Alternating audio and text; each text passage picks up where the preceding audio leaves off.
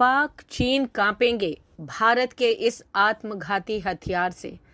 घर में घुसकर मचाएगा तबाही, दुश्मन पर आग बरसाने को तैयार है भारत का पाम 400 ड्रोन। जाने इसकी खासियतें। समय के साथ साथ युद्ध करने का स्टाइल भी बदल गया है।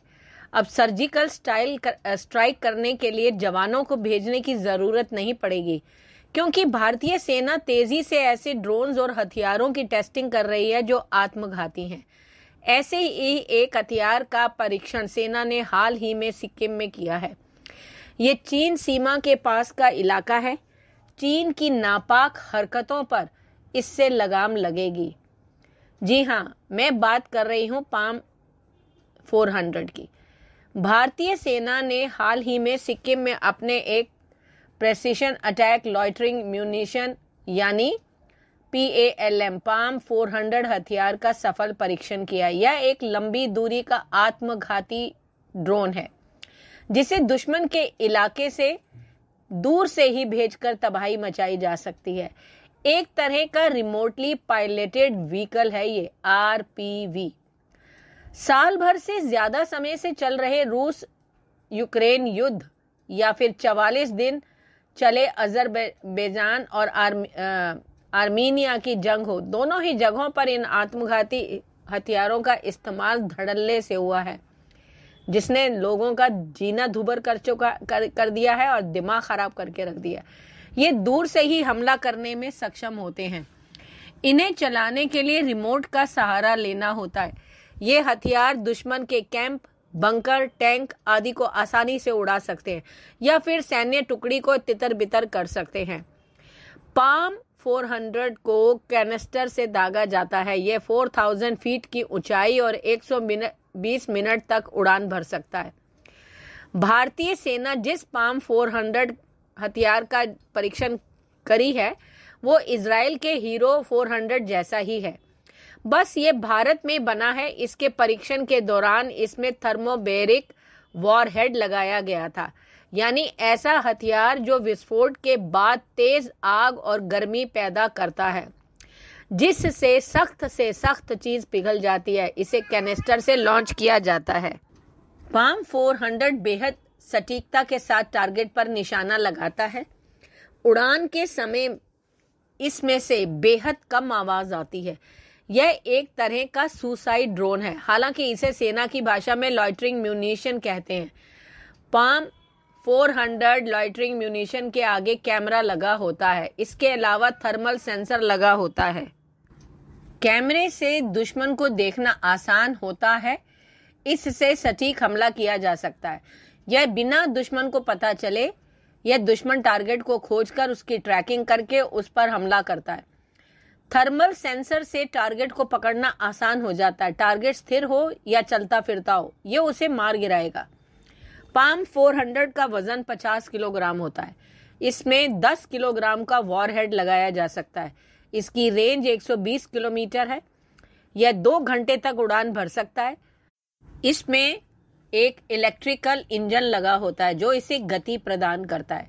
सेना में इसके शामिल होने से पाकिस्तान सीमा हो या चीन की तरफ का LAC, दोनों ही मोर्चों पर भारतीय सेना ताकतवर होकर खड़ी रहेगी। जरूरत पड़ने पर इन हथियारों से मुंह तोड़ जवाब दे सकती है। पाम 400 ने परीक्षण के दौरान 1500 फीट की ऊंचाई हासिल की और उसने 8 किलोमीटर दूर टारगेट पर हमला किया। यह अधिकतम 4000 फीट तक उड़ सकता है। इसकी अधिकतम गति 260 किलोमीटर प्रति घंटा है, लेकिन इसे आमतौर पर 90 किलोमीटर प्रति घंटा की रफ्तार से उड़ाया जाएगा। पाम 400 के साथ साथ ही थर्मोबैरिक बम भी है जो जला देता है इंसान के फेफड़े। जिस तरह से दहल उठा यूक्रेन, पुतिन का थर्मोबैरिक बम ने जो है वहां पर बहुत ही कहर ढा दिया। यूक्रेन ने रूस पर एक बार फिर खतरनाक थर्मोबैरिक बम का इस्तेमाल का आरोप लगाया। यूक्रेन का आरोप है कि रूस ने TOS-1 रॉकेट लॉन्चर के जरिए इस बम से हमला किया है। पूर्वी यूक्रेन के डोनाबस के लेमेन इलाके में बड़े पैमाने पर इस धमाके की चपेट में लोग आए हैं। ऐसे में ये सवाल उठता है कि आखिर ये थर्मोबैरिक बम भला क्या भला है। थर्मोबैरिक हथियार आमतौर पर इस्तेमाल होने वाले पारंपरिक हथियारों से बहुत ज्यादा खतरनाक होते हैं। इन्हें वैक्यूम बम, एरोसोल बम या फ्यूल एयर बम के नाम से भी जाना जाता है। ये बम जहां भी फटते हैं वहां बड़ी बड़ी तबाही मचाते हैं। आसपास की ऑक्सीजन का ये जला देते हैं। ये बम फटने पर एक बड़ा शॉक वेव पैदा करते हैं जिससे दूर तक नुकसान होता है। रूस की मीडिया के मुताबिक मार्च में उनकी सेना ने डोनबास इलाके में इस बम का इस्तेमाल किया था। इससे लग जाती है आग। रूस और अमेरिका लंबे समय से इन बमों का इस्तेमाल युद्ध में करते रहे हैं। पारंपरिक हथियारों में विस्फोट भरे जाते हैं जो टारगेट पर फटकर इसे नष्ट करते हैं, लेकिन थर्मोबैरिक बम में एल्युमिनियम और मैग्नीशियम जैसी धातुओं के पाउडर के साथ विस्फोटक का मिश्रण होता है। ये मिश्रण हवा में बिखर जाता है, जिनमें आग लगने से हवा भी जलने लगती है। रूस TOS-1 सीरीज के थर्मोबैरिक सिस्टम लॉन्चर का इस्तेमाल इन बमों के फायर करने में करता है। जमीन पर गिरने से पहले 100 फीट ऊपर यह बम 2 हिस्सों में बढ़ जाता है। रॉकेट का ऊपरी हिस्सा विस्फोटक के मिश्रण को हवा में फैला देता है, वहीं दूसरा हिस्सा जैसे ही जमीन पर गिरता है एक धमाका होता है, जिससे हवा में मौजूद विस्फोटक से तेजी से आग लग जाती है और हवा में एक आग का गोला बन जाता है, जिसके कारण आसपास की ऑक्सीजन बहुत गर्म हो जाती है। इंसानों के फेफड़े में भी लग जाती है आग। आप ये अंदाजा लगा लें। आग का गोला आसपास की हवा को अपने अंदर खींचता रहता है। जब ढेर सारी ऊर्जा इकट्ठा हो जाती है तो फिर अचानक से यह बाहर निकलती है, जिससे एक बड़ा शॉक वेव पैदा होता है। शॉक वेव आसपास की इमारत, पेड़ पौधों को नुकसान पहुंचाती है। यह बम की चपेट में आने वाले इंसान के फेफड़े में मौजूद ऑक्सीजन भी जल जाता है, जिससे उसके फेफड़े जलने लगते हैं और एक दर्दनाक मौत होती है। इसके आग के गोले से जो रोशनी निकलती है, अगर दूर से भी उस रोशनी को देख लिया जाए तो इंसान परमानेंटली अंधा हो जाता है। तो अब आप अंदाजा लगा सकते हैं कितना खतरनाक।